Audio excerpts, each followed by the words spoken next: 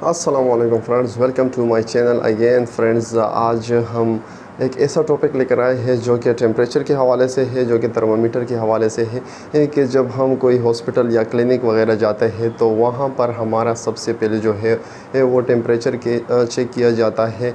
तो वो क्यों चेक किया जाता है, उसकी कौन कौन सी टाइप से है और अगर वो टेम्परेचर बढ़ जाए तो उसको क्या कहते हैं, और अगर कम हो जाए तो मेडिकल टर्म में इसके अलग अलग नाम हैं। डॉक्टर हजरात अमूमन इस नाम को यूज़ करते हैं, लेकिन आम जो बंदा है, जो पेशेंट है, उनको समझ नहीं आ रहा होता है कि पेशेंट उनके हवाले से जो डॉक्टर हजरात आपस में बात कर रहे हैं या असिस्टेंट को समझा रहे होते हैं वो क्या कह रहे होते हैं। तो आज मैं बात करूंगा इस हवाले से। तो फ्रेंड्स, मेरा नाम है असद रहमान और आप देख रहे हैं ऑल अबाउट इन्फो चैनल। तो फ्रेंड्स, अगर आप को ये वीडियो पसंद आए तो वीडियो को लाइक करें, और अगर आप इसी तरह इंफॉर्मेटिव वीडियोज़ मेडिकल फील्ड के हवाले से देखना चाहते हैं तो नीचे दिए गए सब्सक्राइब के बटन पर क्लिक करें और प्रेस करें बेल आइकॉन को, ताकि मेरे हर आने वाली वीडियो की नोटिफिकेशन बर वक्त आपको मिलती है। तो चलो दोस्तों, टाइम ज़ाया किए बगैर आज की वीडियो को शुरू करते हैं। तो फ्रेंड्स, टेम्परेचर दरअसल है क्या, या इसका मतलब क्या है? तो टेम्परेचर जो है वो हमारे जिस्म का दर्जा हरारत जो है उसको नापते हैं, उसको चेक करते हैं।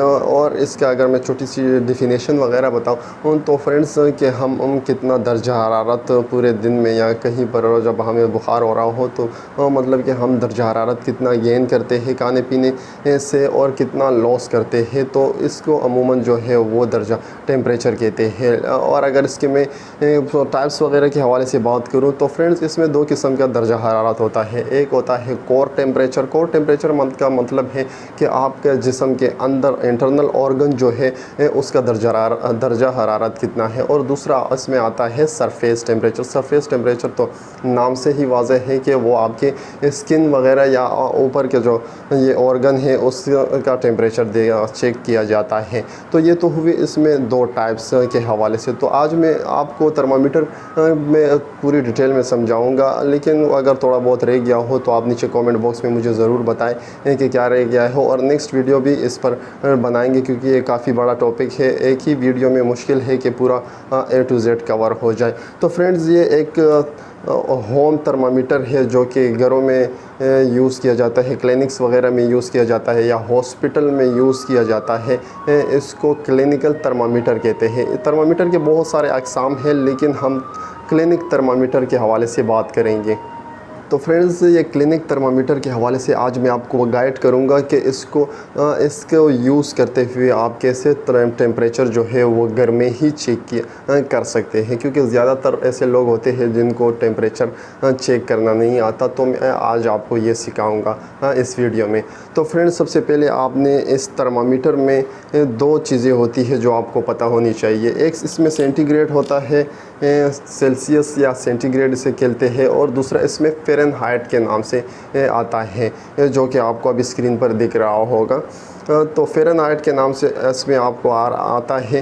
तो इसमें जो है, अगर इस थर्मामीटर को गौर से देखा जाए तो इस पर दो किस्म की है वो मार्किंग की गई है, और दो किस्म के नंबर वगैरह इस पर लिखे हैं। अगर आप गौर से देखें तो इसमें सबसे पहले लिखा है 35 जो है 35 से 42 तक। इसको हम सेल्सियस या सेंटीग्रेड के नाम से लिखते हैं। और अगर नीचे का देखा जाए वो 94 से शुरू है और 108 तक लिखा गया है, और इसको हम फ़ारेनहाइट के नाम से लिखते हैं। अमूमन जो डॉक्टर हज़रात है वो ज़्यादातर फ़ारेनहाइट में लिखते हैं, लेकिन अगर इंटरनेशनल तरीके से चेक किया जाए या बात की जाए उस हवाले से तो उसमें सेल्सियस या सेंटीग्रेड के सेंटीग्रेड में लिखते हैं, और वो सेंटीग्रेड में ही चेक करते हैं। लेकिन इस थर्मामीटर में ये भी फ़ायदा है कि इसमें आपको दोनों दिए गए हैं। मतलब कि अगर आप सेंटीग्रेड में लिखना चाहते हैं तो सेंटीग्रेड में लिख सकते हैं, और अगर आप फ़ारेनहाइट में लिखना चाहते हैं तो फ़ारेनहाइट में लिख सकते हैं।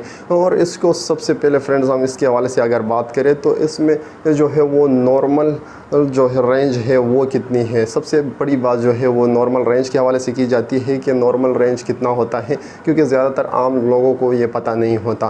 तो नॉर्मल रेंज की अगर हम बात करें सेल्सियस या सेंटीग्रेड के हवाले से, तो सेंटीग्रेड में फ्रेंड्स जो है वो 37 सेंटीग्रेड जो है वो नॉर्मल है। 36 से 37 सेंटीग्रेड के दरमियान यहाँ जो है वो नॉर्मल सेंटीग्रेड माना जाता है, और अगर इससे बढ़ जाए तो वो कहते हैं कि इसको बुखार है, और अगर कम हो जाए तो वो भी अच्छी बात नहीं, मतलब कि वो जिस्म के लिए सही नहीं है। जिस्म को ज़्यादा गर्म भी नहीं होना चाहिए और ज़्यादा ठंडा भी नहीं होना चाहिए। लेकिन अगर हम फ़ारेनहाइट के नाम से फ़ारेनहाइट पे देखे इस बुखार को, तो फ़ारेनहाइट में फ्रेंड्स तकरीबन जो आता है वो फ़िक्स जो एक रेशो है वो 98.6 फ़ारेनहाइट है। लेकिन अगर इससे थोड़ा ऊपर नीचे हो जाए कोई मसला नहीं है, मतलब कि अगर कोई 1-2 पॉइंट के हवाले से देखा जाए, मतलब कि अगर 98 है 99 तक भी तकरीबन नॉर्मल होता है, या 97 भी जो है वो 96 भी नॉर्मल होता है। लेकिन अगर इससे नीचे आ जाए तो ये भी सही नहीं है, जिस्म काफ़ी ठंडा हो जाता है। लेकिन अगर इससे हाई हो जाए तो वो भी सही नहीं। और इन दोनों कंडीशन को कहते क्या है? डॉक्टर हजरात ज़्यादातर इसी में जो है वो असिस्टेंट के साथ आप अपनी लैंग्वेज में, जो मेडिकल लैंग्वेज है, इसमें यूज़ करते हैं, बातें ऐसे अल्फाज यूज़ करते हैं जो हमारे समझ में नहीं आ रहा था। तो फ्रेंड्स, सबसे पहले अगर आपका टेम्परेचर हाई है, मतलब कि 100 से अबव है, तो इसको पायरेक्सिया कहते हैं। फ्रेंड्स, ये मेडिकल टर्म में इसको पायरेक्सिया कहते हैं, और डॉक्टर हजरात इसको ज़्यादातर यूज़ करते हैं कोई फ़ाइल में लिखने के लिए, या किसी भी काम हमको, मतलब कि आगे अगर हमको कोई डॉक्टर शो कर रहा है कि इसको टेम्परेचर है, तो उसको पायरेक्सिया कहते हैं। पायरेक्सिया में फिर अलग अलग किस्म है, फिर वो हम नेक्स्ट वीडियो में उसके हवाले से बात करेंगे। और अगर कम हो जाए तो इसको हाइपरथर्मिया कहते हैं। बढ़ जाने को हाइपरथर्मिया भी कहते हैं, लेकिन पायरेक्सिया अमूमन जो है वो पायरेक्सिया का नाम ही यूज़ किया जाता है। और अगर कम हो जाए, जिस्म ज़्यादा ठंडा हो जाए, तो उसको हम हाइपोथर्मिया कहते हैं। तो फ्रेंड्स, ये दो कंडीशन है जो डॉक्टर हजरात ज़्यादातर यूज़ करते हैं। और अगर मैं इसके अभी आपको तरीका सिखाऊँ तो फ्रेंड्स, आपको स्क्रीन पर दिख रहा होगा कि इसको सबसे पहले तो आपको पकड़ने का तरीका इसको सीखना है कि फ्रेंड्स, इसके कोने में जो कॉर्नर में जो है ये कॉर्नर इसीलिए बनाया गया है कि आप इसको अच्छी तरह ग्रिप करें। तो इन 2 उंगलियों से आपने सबसे पहले इसको पकड़ना है। कभी कभार 3 का भी इस्तेमाल ऐसे किया जाता है, 3 उंगलियों से भी इसका इस्तेमाल किया जाता है कि आपको इसने सबसे पहले ऐसे पकड़ के रखना है 3 उंगलियों से। लेकिन इसको थोड़ा ग्रिप जो है इसकी टाइट करनी है, क्योंकि अगर थोड़ा सा भी ये नीचे ज़मीन तक पहुंच गया तो ये बचने के चांसेस काफ़ी कम होते हैं, ये टूट जाता है डायरेक्ट। आपने सबसे पहले इसको यहाँ से पकड़ना है। जो बीच का जो हिस्सा है, बीच का ये लिखने में दोनों ऊपर नीचे जो लिखा गया है, इसके बीच के हिस्से में अगर आप इसको ऐसे ग्रिप करेंगे और थोड़ा सा मूव करेंगे ऊपर नीचे, तो इसमें मरकरी आपको शो होती है। वो मरकरी ही दरअसल आपको बताती है कि आया इसका टेम्परेचर कितना है, इसका टेम्परेचर है या नॉर्मल है। तो अगर मैं इस टेम्परेचर के हवाले से इसमें आपको बताऊं तो फ्रेंड्स, इसको गौर से देखें, ये मरकरी थोड़ी सी ऊपर नीचे अगर इसको मैं हिलाऊं तो आपको दिख रही होगी।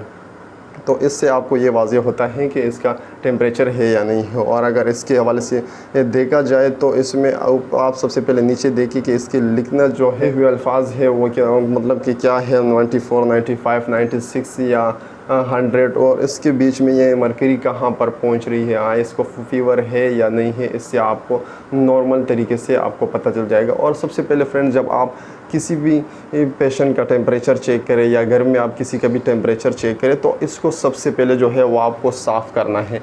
ये अल्कोहल स्वाब जो है इसका बेस्ट तरीका है इसको साफ़ करने के लिए कि आपने सबसे पहले अल्कोहल स्वाब को इस तरह से खोलना है, और ज़्यादातर इस पर ज़्यादा उंगली नहीं लगानी, और इसके टिप को ज़्यादातर कोशिश करें कि बिल्कुल भी हाथ इसको इस्तेमाल ना किया जाए। इसको आपने सबसे पहले ऐसे साफ़ सुथरा साफ़ करना है।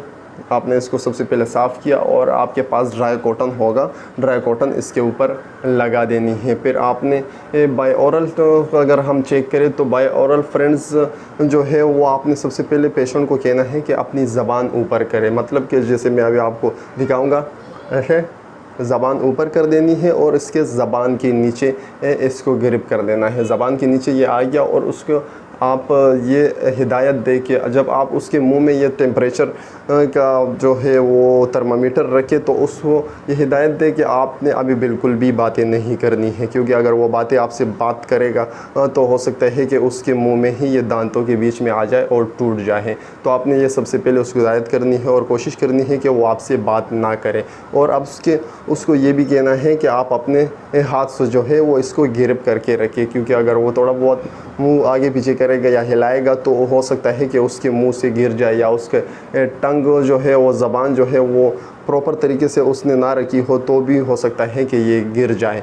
तो सबसे पहले आपने बाय ओरल चेक करना है। कोशिश करनी है कि आपने ओरल ही तरीके से चेक करनी है। अगर आपके पास थर्मामीटर वगैरह है और को साफ़ करने के लिए कोई प्रॉपर सेप्टिक एंटीसेप्टिक चीज़ें हैं तो आपने सबसे पहले कोशिश करनी है कि उसके मुंह से ही चेक करना है। लेकिन अगर आपके पास ऐसी कोई चीज़ नहीं है जो कि आप प्रॉपर तरीके से साफ़ नहीं कर पा रहे होते हैं तो फिर आता है बाय एक्सिलरी, मतलब कि आपके बगल से आप जो है टेम्परेचर जो है वो बगल से भी चेक कर सकते हैं। बगल में भी यही तरीका है कि आपने इसके टिप को जो है वो बगल के बिल्कुल बीच में, ऐसे बिल्कुल बीच में रखना है, उसको ग्रिप करके ऐसे, ये ग्रिप भी आ सकता है लेकिन आपको फिर भी हिदायत मतलब कि पेशेंट को देनी है कि आप इसको ऐसे पकड़े, क्योंकि बाज़ औक़ात जो है वो पेशेंट आपसे बातें कर रहा होता है, उसका ध्यान आपकी तरफ होता है तो वो हाथ आगे पीछे थोड़ा सा हिला लेता है तो ये नीचे इसके टूटने के ख़तरे ज़्यादा होते हैं कि ये गिर के टूट भी सकता है।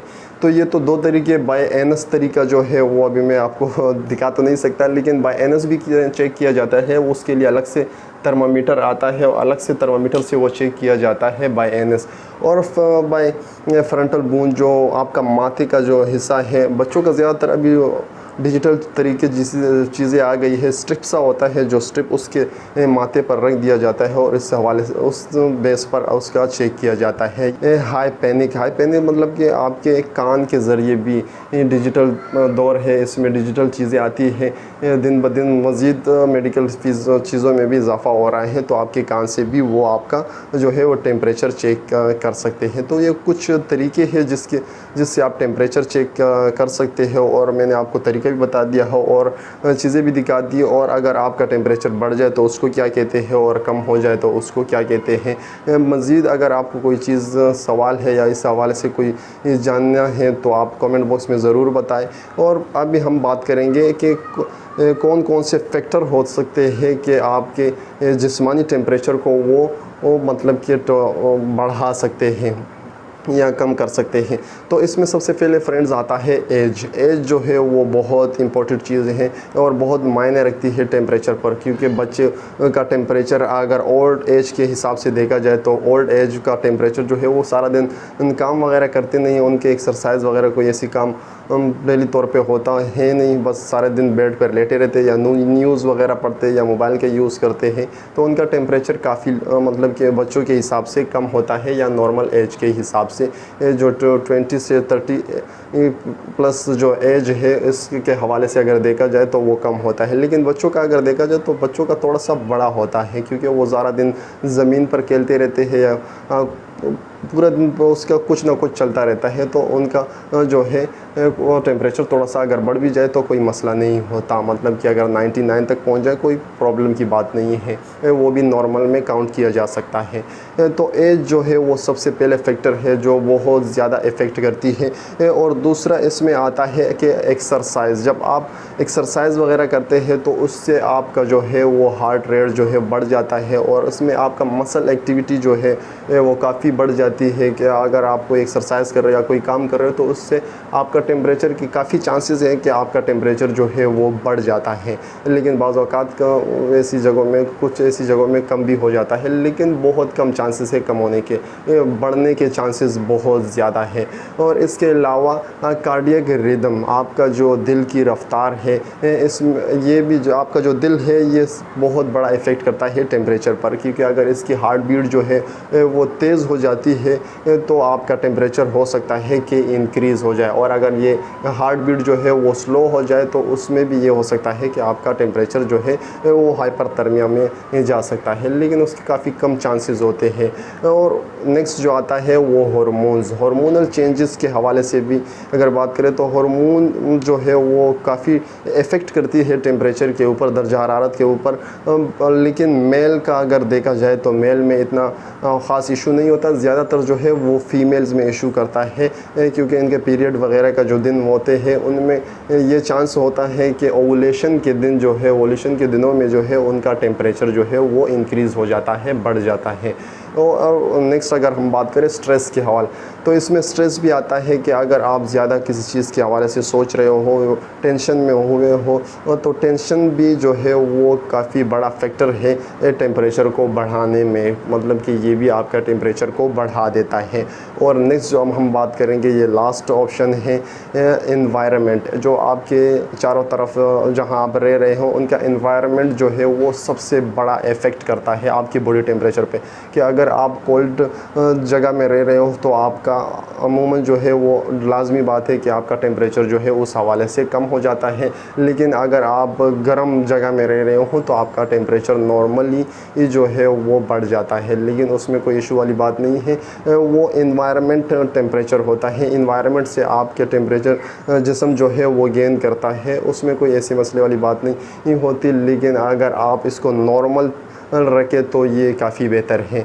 तो आई होप फ्रेंड्स कि आज की वीडियो आपको पसंद आई होगी और जो चीज़ें आपको समझाने की कोशिश की है वो आपको समझ आई होगी। लेकिन अगर फिर भी आपको कोई बात पूछनी है या कुछ पूछना है या किस हवाले से हमने बात नहीं की तो आप नीचे कमेंट बॉक्स में ज़रूर बताएं। मैं नेक्स्ट वीडियो इस पर लाजमी बनाऊँगा जो क्योंकि टेम्परेचर एक तो छोटा सा टॉपिक नहीं है जिस पर मैं एक ही वीडियो में सब कुछ फिनिश कर दूँ, ख़त्म कर दूँ। ये और अगर वीडियो में एक ही वीडियो में बनाए तो काफ़ी लेंथी जो है वो वीडियो बन जाती है। अभी भी काफ़ी बड़ी हो गई है तकरीबन, लेकिन इससे भी ज़्यादा बड़ी हो जाती। तो मैं कोशिश करूँगा कि नेक्स्ट वीडियो में बनाऊँ। और अगर आपको वीडियो पसंद आए है तो वीडियो को लाइक करें, और अगर इसी तरह इंफॉर्मेटिव वीडियोज़ मेडिकल फील्ड के हवाले से, मेडिसिन के हवाले से देखना चाहते हैं तो नीचे दिए गए सब्सक्राइब के बटन पर क्लिक करें और प्रेस करें बेल आइकॉन को, ताकि मेरे हर आने वाली वीडियो की नोटिफिकेशन बर वक्त आपको मिलती रहे। तो चलो दोस्तों, और मिलते हैं एक नई वीडियो में। तब तक के लिए अपने और अपने प्यारों का ख्याल रखें। अल्लाह हाफिज़।